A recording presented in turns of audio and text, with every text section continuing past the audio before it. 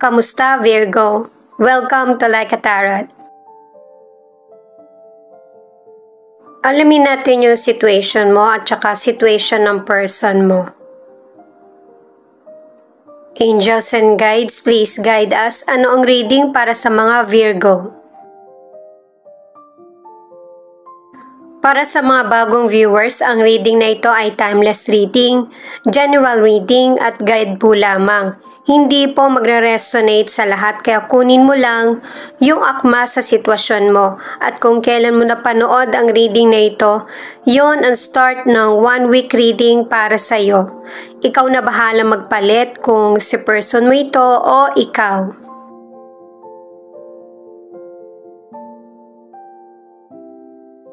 Five of Pentacles, Page of Wands in reverse, at the Devil. Ito yung card mo. Base sa mga cards, may mga pangarap kang hindi natutupad, maraming delays, nakadalawang cards ka na. Kasi, merong person na hindi ka tinutulungan or hindi mo maasahan. Ang ilan sa inyo, yung pamilya mo o kaya anak mo, hindi pabor sa person na nagugustuhan mo. Ang ilan sa inyo hindi sinasabi ng pamilya mo o ng anak mo na hindi siya boto, pero nakikiramdam siya. Ang ilan sa inyo sa career, masyado ka nang nafo-focus, wala ka ng panahon para sa pamilya mo.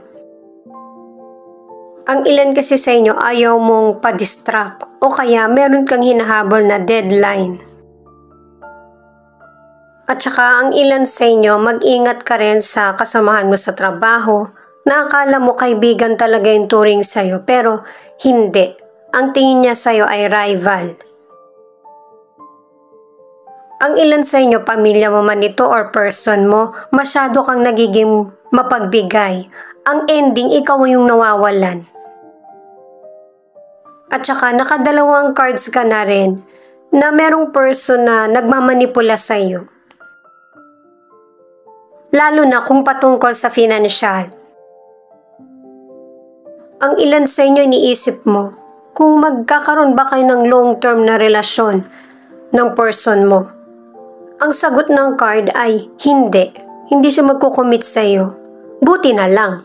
Kasi itong person na to, mapanakit. Hindi rin siya faithful. At saka may pagkamakasarili.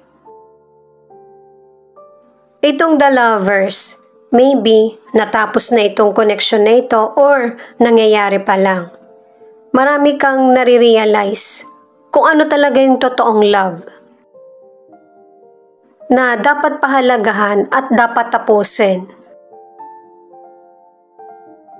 Para naman sa ilang single, may potential person na nagugustuhan ka pero hindi pa man kayo ay kinokontrol ka na niya.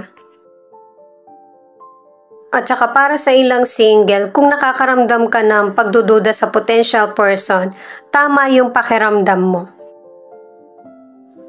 Kasi may mga potential person na susubukan ka at saka hindi tapat sa iyo. Meron na talagang karelasyon yung or nagugustuhan yung potential person. Kapag ka hindi siya sinagot nung nagugustuhan niya, sa'yo siya magbibigay ng atensyon. Ito naman yung card ng person mo. Two of Swords, Three of Pentacles, at Ace of Wands. Sa cards ng person mo, meron siyang dalawang pinagpipilian. Pwedeng sitwasyon o kaya dalawang person. Pero syempre, base sa mga cards, itong person mo ay practical. Kasi ang tingin niya, ito yung mas makakapagbigay solusyon sa mga problems niya sa financial. Kung sa cards mo na problema ka sa financial, itong person mo na problema din. Kasi nakadalawang cards na siya na nagdedesisyon siya base sa nararamdaman niya. Hindi niya pinag-aaralan yung situation. Warning na nga yung ipinapakita na card sa kanya na huwag padalos-dalos sa mga desisyon para hindi siya magkakaroon ng mabigat na problema sa financial. At saka hindi mo naman kailangan umasa sa iba kasi malaki yung potential mo. Magtiwala ka lang sa sarili mo. Katulad ng sinabi kanina, yung person mo, ang ilan sa inyo na nasa relationship, meron siyang dalawang pinagpipilian na person. Sa ngayon, hindi pa siya makapag-decide kasi alam niyang merong masasaktan. Ang ilan naman na nasa relationship, sinisigurado mo or nyo ng person mo na may magandang pundasyon ang relationship nyo. Mas lalo pa itong nagkakaroon ng improvement. Ang ilan naman na nasa relationship, nag-iisip ka na ng next level sa relasyon nyo ng person mo. Nag-iipon ka na din para sa magiging future nyo ng person mo. Para naman sa ilang single, maraming person ang nagkakagusto sa iyo. Nakapili ka na pero sa ngayon, hindi mo pa ito masabi. Ito yung additional card, 5 of Swords. Nakatatlong cards ka na para sa panlilinlang. At syempre kung ikaw yung nanlilinlang sa person mo, malalaman niya ito. At ito yung magiging sanhi ng pagtatalo or pag-aaway. At saka, feeling ng person mo, merong bagay na hindi talaga para sa kanya.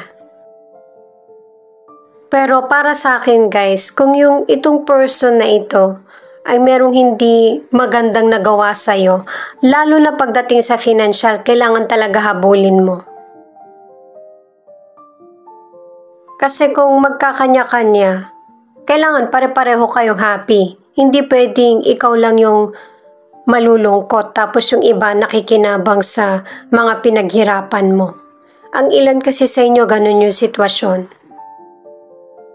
At saka kung hindi ko pa nabanggit, ang ilan sa inyo nagkahiwalay kayo ng person mo. Pinakita yun sa cards mo. Affirm, nothing you have is because of luck or chance. It's all due to God's grace and favor.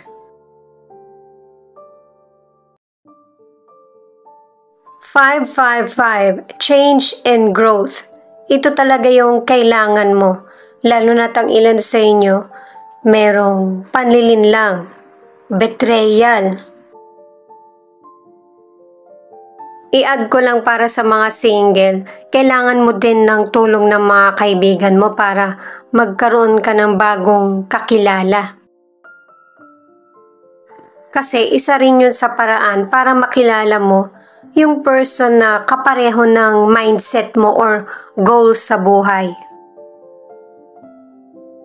Kasi hindi naman pinapakita ng cards na kailangan magkagustuhan kayo kaagad. Kumbaga, kilalanin yung isa't isa para sa mga single. Kunin muna natin lahat ng advice ng mystical card.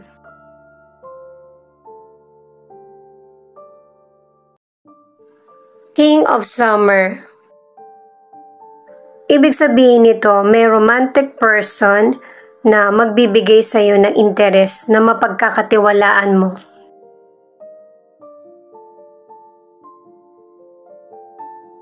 Itong next card na The Magician, ibig sabihin nito, ikaw yung maging charge kung paano mo papatakbuhin ang buhay mo. I-manifest mo yung mga bagay na magbibigay sa iyo ng tagumpay. At saka para sa mga single, nakatatlong cards ka na meron talagang potential person na darating sa buhay mo. Sa umpisa magiging magkaibigan lang muna kayo, pero mararamdaman niyo yung chemistry or connection.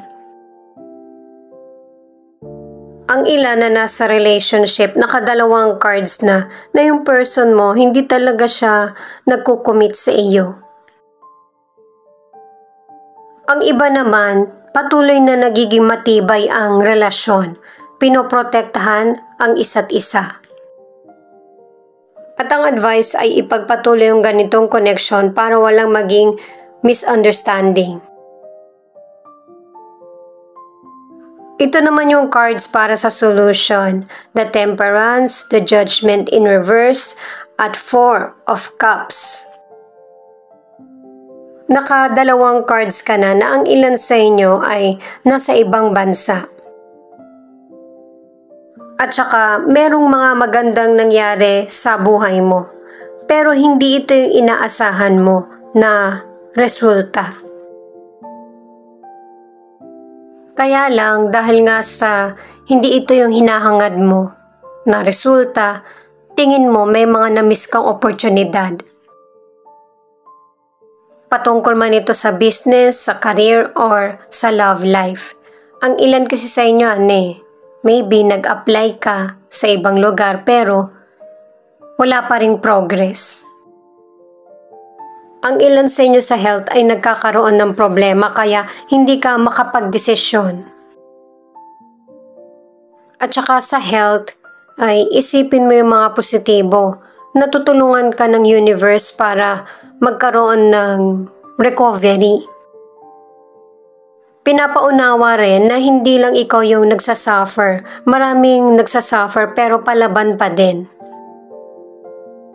Sa mga single, matatagpuan mo na yung perfect partner para sa iyo. Pero para sa ilan, huwag mong pagdudahan ang sarili mo. Naka-4 na cards ka na kasi na merong potential person na nakalaan sa iyo. Sa mga nasa relationship, nagkakaroon kayo ng pagtatalo ng person mo. Pero ang advice sa mga cards, iset aside mo muna. Isantabi mo yung pride mo. At saka para maging close kayo ng person mo, ay isantabi kung ano man yung mga past issues. Pag-usapan niyo yung mas importante sa present.